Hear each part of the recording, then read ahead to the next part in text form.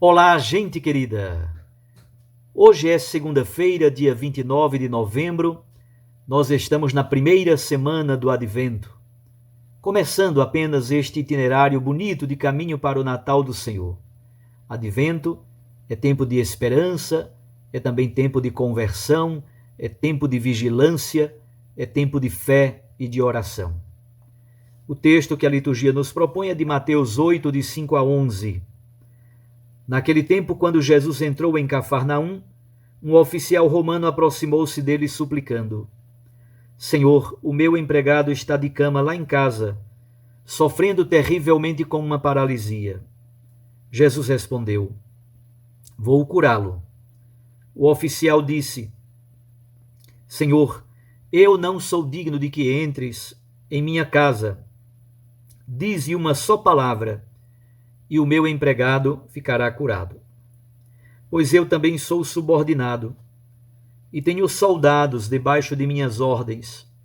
E digo a um, vai, e ele vai. E digo ao outro, vem, e ele vem. E digo ao meu escravo, faze isto, e ele faz. Quando Jesus ouviu isso, ficou admirado e disse aos que o seguiam: Em verdade vos digo, nunca encontrei em Israel alguém que tivesse tanta fé. Eu vos digo, muitos virão do Ocidente e do Oriente e se sentarão à mesa do reino dos céus, junto com Abraão, Isaque e Jacó. Palavra da salvação. Glória a vós, Senhor. Minhas irmãs e meus irmãos, Jesus está em Cafarnaum. Cafarnaum é uma cidade importante, fica à beira do mar da Galileia, ou lago de Genezaré, e fica numa encruzilhada, numa grande estrada que sobe para a Síria e depois chega até a Mesopotâmia.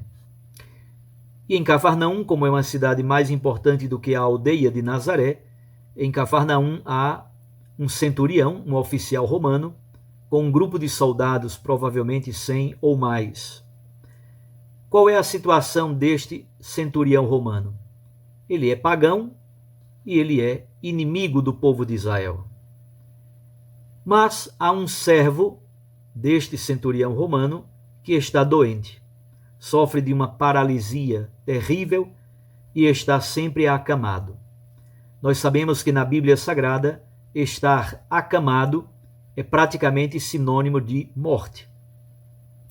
O centurião nem pede nada a Jesus. É Jesus que toma a iniciativa no versículo 7 e ele diz: Vou curá-lo. Deus se compadece de nós, meus irmãos. Deus se importa conosco. O Filho de Deus, nosso Senhor Jesus Cristo, decide por si só. Ele nem deixa que o centurião romano peça. Ele já se antecipa e diz: Vou curá-lo. O centurião romano acredita em Jesus Cristo. Isso é tão belo no versículo 8. O centurião romano chega à fé em Jesus. E ele crê, inclusive, na possibilidade de Jesus fazer a cura à distância, somente pelo poder da palavra. Aqui está outro grande tema que perpassa todo o texto do Evangelho de hoje. Pela fé no poder da palavra de Jesus, que é uma palavra rica de eficácia e generosidade. Somente pelo poder da palavra, somente pelo poder da fé. A frase que é dita no versículo 8 pelo centurião romano foi tão marcante que inclusive entrou na liturgia da Santa Missa. Senhor, eu não sou digno de que entreis em minha morada, mas dizei uma só palavra e eu serei salvo. Percebam que para a liturgia se faz uma ou outra adaptação, mas fundamentalmente nós descobrimos que este centurião romano não é presunçoso, pelo contrário, é humilde. O versículo 9 causa alguma dificuldade. No versículo 9, depois de dizer: Eu não sou digno de que entres na minha morada, mas dize uma palavra e o meu empregado ficará curado, o centurião diz uma frase meio enigmática. Eu sou subordinado e tenho soldados debaixo de minhas ordens. Eu digo a um vai e ele vai, ao outro vem e ele vem, digo ao meu escravo faze isto e ele faz. Qual é a vinculação desta frase com o que antecede e com aquilo que segue? Há mais ou menos 3 interpretações para esta frase do versículo 9. A primeira, o centurião romano interpreta a relação de Jesus com a doença a partir de uma lógica militar, a partir da eficácia da palavra. Isto é, Jesus é superior ao mistério do maligno, Jesus é superior à doença e até à morte. Por isso, se ele é o superior, basta que ele diga uma palavra, basta que ele dê uma ordem e todos obedecerão à sua ordem. Basta que ele dê uma ordem pelo poder de sua palavra, e o mistério do maligno obedecerá à palavra de Jesus. Essa é uma interpretação muito válida. Mas há uma segunda.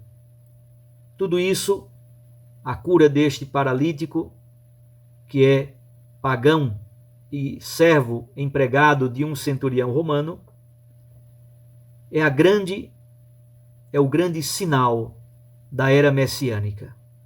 Isto é, inaugura-se a vitória do Espírito de Jesus sobre o império ou sobre o espírito de Satanás. É a vitória do Espírito Santo de Cristo sobre o mistério da doença, do pecado e da morte. E isso, como diz o profeta Isaías, é um dos grandes sinais messiânicos, da era messiânica.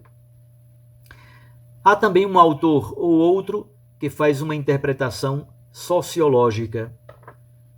O centurião se sente indigno porque ele cumpre ordens desonestas dos seus superiores e também dá ordens desonestas aos seus subalternos. Por essa terceira interpretação, o centurião romano estaria percebendo que os seus serviços estão sempre a serviço do império opressor. Esta terceira interpretação parece muito menos plausível. É razoável pensar? Pode ser. Mas dá a impressão que as duas primeiras se completam.